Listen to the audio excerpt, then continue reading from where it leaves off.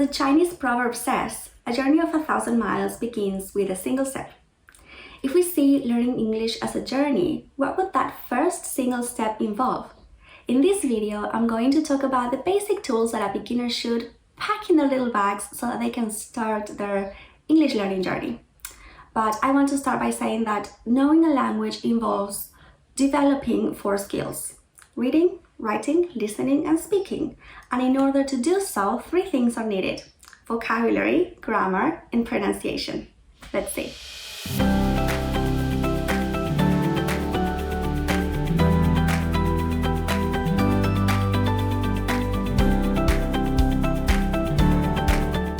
Let's start by talking about what a beginner is. In general terms, and according to the Common European Framework of Languages, a beginner is someone who can understand and produce simple language in the form of speaking, writing, listening, and reading.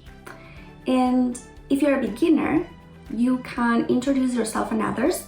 This involves, for example, talking about where you come from, what you do for a living, what you study or what you studied, what you like doing, what you don't like doing, your routines, your habits, and things like that. For example, you are confident saying things like, I'm from Argentina, I'm a software developer, I studied mathematics at university and I'm studying a new programming language.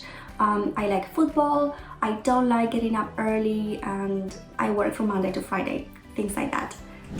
Apart from just talking about these topics, you are also able to ask and answer questions about them. And also, you can talk about common and simple topics like jobs, money, food, parts of the body. Like for example, if you go to the doctor, can you name the parts of the body? Or you're able to say simple words related to money like coin, note, change, withdraw, borrow, lend.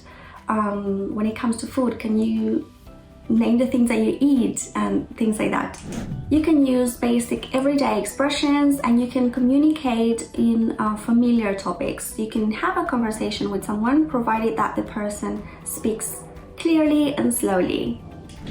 In a few words, the knowledge that the beginner has is enough in order for this person to survive in an English-speaking environment. So, in order to survive in this English-speaking context, you need to be able to understand the language in the form of listening and reading, and produce language in the form of speaking and writing. And in order to do so, we need grammar, vocabulary, and pronunciation. Vocabulary is the most important part because without it, we can't communicate at all. It is very, very useful to know words such as please, thank you, where, how much, and help, for example.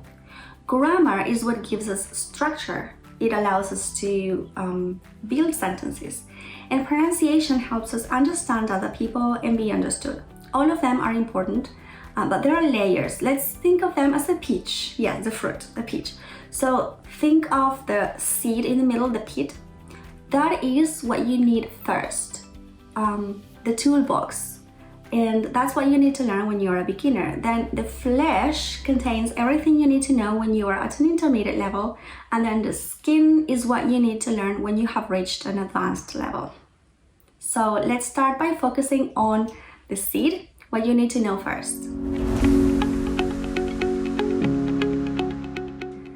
So when it comes to vocabulary, you need to start by learning the words that you need to talk about the topics I mentioned before.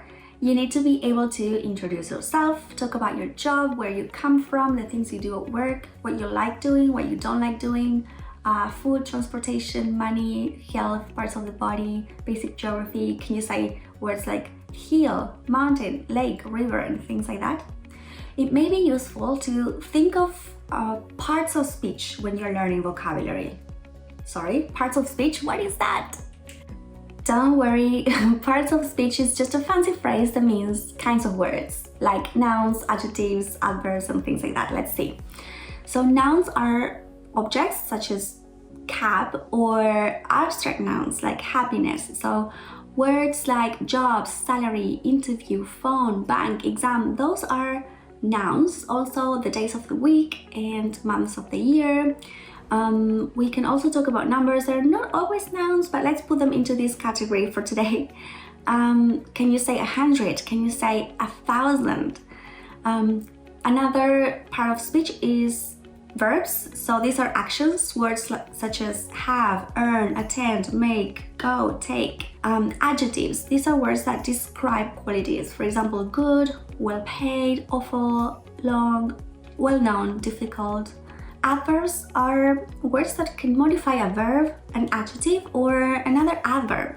These are words such as quickly, slowly, clearly, painfully, shyly, and many others that end in ly. Careful, not every word that ends in ly is an adverb, but in general they are. Pronouns are little words that are used instead of a noun or a name to avoid repetition. We have the subject pronouns such as I, you, he, she, it, we, you, they, or object pronouns, for example, me, your, him, her, it's, us, them, and reflexive pronouns like myself, yourself, himself, themselves. There are many pronouns, but I just wanted to give you an overview. Prepositions are words that show the relationship between two other words, for example, from, at, by, of, with, on, in. And conjunctions are words that join two ideas, such as and, but, or, and. There are many others, but these are just a few. So there are thousands of words, but you don't need to know all of them. You can say a lot of things with just a few words. So again, focus on what you need to say right now and start by learning the words that you need to say that. When it comes to grammar, it is a good idea to start by learning the basic tenses.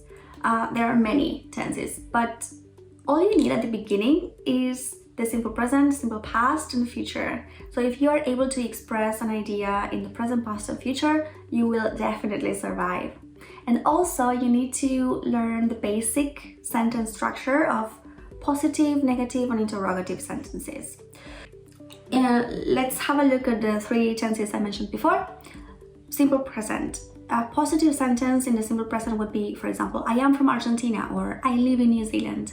How do you make a negative sentence? I am not from Brazil. I don't live in Australia. Question. Are you from Brazil? Do you live in Australia? Simple past. How do you make sentences in the simple past? A positive sentence would be, I was an employee of that company for 3 years. I worked in that company for 3 years. A negative sentence would be, I wasn't very happy there. I didn't work on weekends. And a question, were you happy working there? Did you work extra hours? How do we say something like this, but in the future? A positive sentence in the future would be, I will be in charge of a team from January. I will take some courses next year. Negative sentence, I won't be at home all day. I won't work at an office. Question, will you be busy all day? Will you work for another job?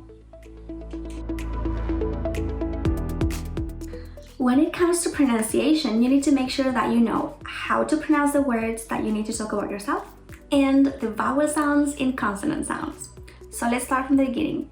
You need to know how to pronounce the letters in your name properly in case you need to spell it, the name of your country in English, your job position, your degree, your address, the place where you live, and things like that.